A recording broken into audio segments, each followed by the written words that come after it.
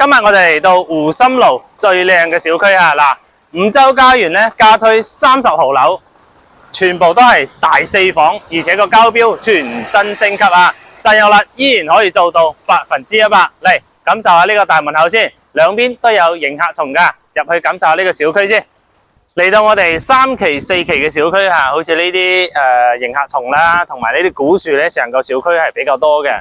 即係我哋喺珠海睇咁多樓盤咧，園林方面啊，五洲家園咧係相當之捨得嘅啊，而且咧真係非常之有感覺嚇，所以深得本地人啦，而家香港啊、澳門啲街坊中意嘅，實用率又高，一齊上去睇睇啦。上嚟我哋示範單位嚇，28樓呢個高度咧，呢個景觀相當靚，左手邊就係白藤湖，前邊咧就係嗰個入海口，相當靚仔嚇，有山有水嚇，橫琴嘅景都睇晒㗎啦。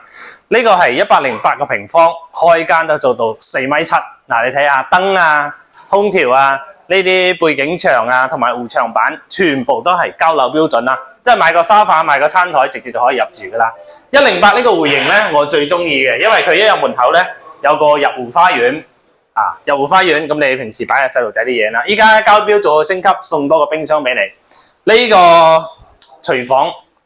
你出邊嗰啲140、150方嘅戶型都冇有呢個廚房咁大，同埋呢個開間4.7米啊，實用率係超過100%嘅嚇。咁兩個房咧係做咗榻榻米嘅，一個客房啦，一個兒童房。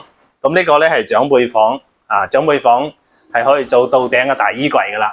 咁我哋樓下咧就配有會所啦、恒溫泳池、健身房、瑜伽室，全部都有晒嘅。咁我哋門口就有巴士站，咁門口咧有個大型商業交和城。咁我哋去今晚華發商都咧，大概係5到8分鐘嘅車程，非常之方便嘅。主人房咧都係呢個景觀，哇，真係舒服呢個河景。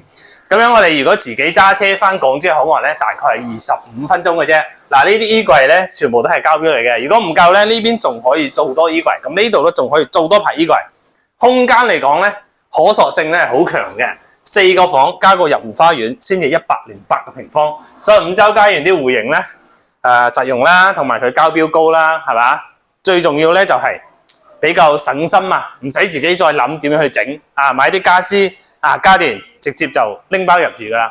大家如果對五洲家園感興趣嘅，依家加推30號樓咧係2梯4伙嘅產品啊，容積率咧降低咗噶啦，交標咧做咗升級，有興趣街坊下方留言，大家睇現場。